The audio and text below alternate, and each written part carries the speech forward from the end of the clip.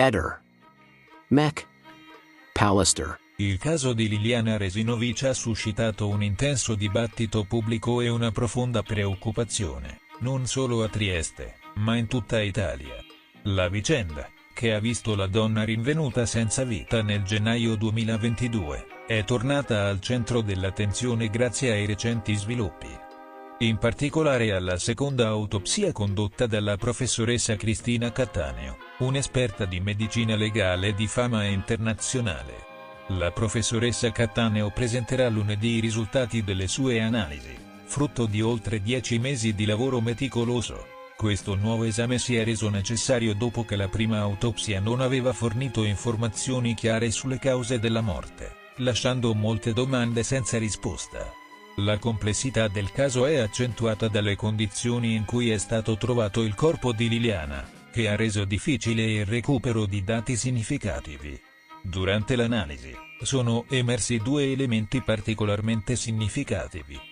Un'infiltrazione emorragica sotto il palmo destro, che potrebbe suggerire una lotta o un'aggressione, e una frattura alla vertebra T2.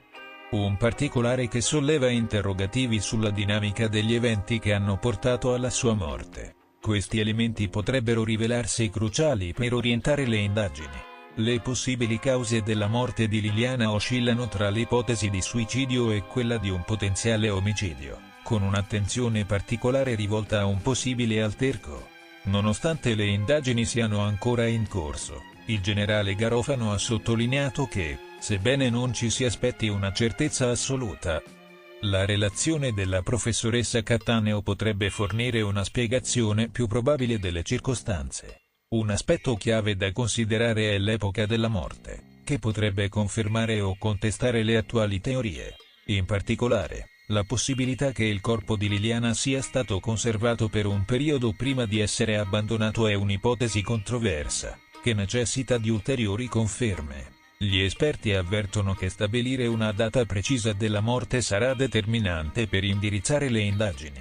L'attesa per la presentazione dei risultati della seconda autopsia è palpabile. La comunità e i familiari di Liliana sperano che queste nuove informazioni possano finalmente portare chiarezza in una situazione intrisa di mistero e incertezze.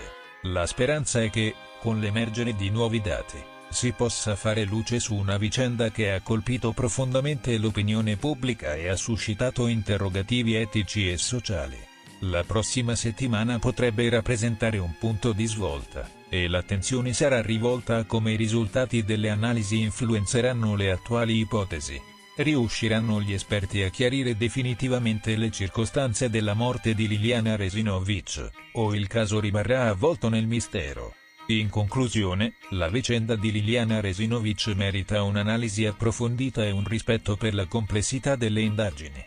Ogni nuovo sviluppo potrebbe non solo apportare risposte, ma anche contribuire a una riflessione più ampia su temi di giustizia e verità in situazioni così delicate. La speranza è che, alla fine, la verità emerga, portando giustizia e pace a chi ha subito questa tragica perdita. Ehi, non dimenticare di iscriverti a questo canale.